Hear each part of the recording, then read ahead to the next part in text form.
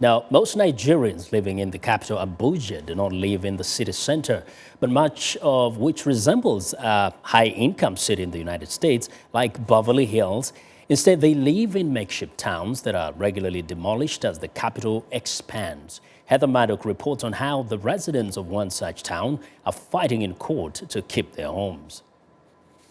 The Nigerian capital feels like two worlds. The first world is Abuja proper, with many grand buildings and lush gardens. It's the seat of the government and home to many of the nation's elite. However, most people live in places like this settlement, known as Mpape. Silverline Igonu owns a small shop outside her Mpape home.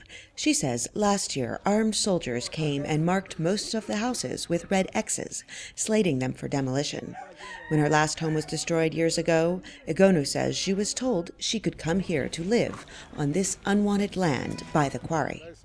Before government come there and demolish that place, that's why after the time, they tell us that if we are coming to the Mpape, we are coming for our own risk.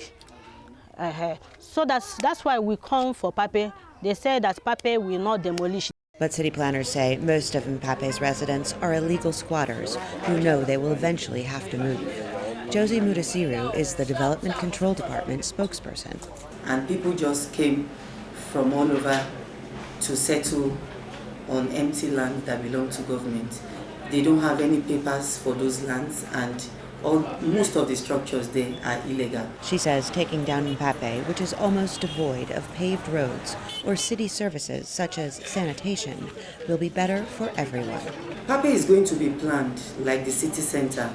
You know, it's going to have a mixture of residential, commercial, you are going to have institutions, you are going to have schools. But Mpape residents say they can't afford to live in Abuja proper and have taken the government to court. The demolition was supposed to start last August, but the court ordered it delayed until it hears the case, starting on April 15th. Back in Silverline Igonu's neighborhood, she is afraid to think of what will happen if Mpape loses the court case. And I have 5 children, so to pay their school fees is hard for me. Talk less of to find house again for another place. I don't have any money. That's why we are begging government to leave Mpape. Like her neighbors, Igonu says if her house is demolished, she has no idea where she will go. Heather Murdock for VOA News, Abuja.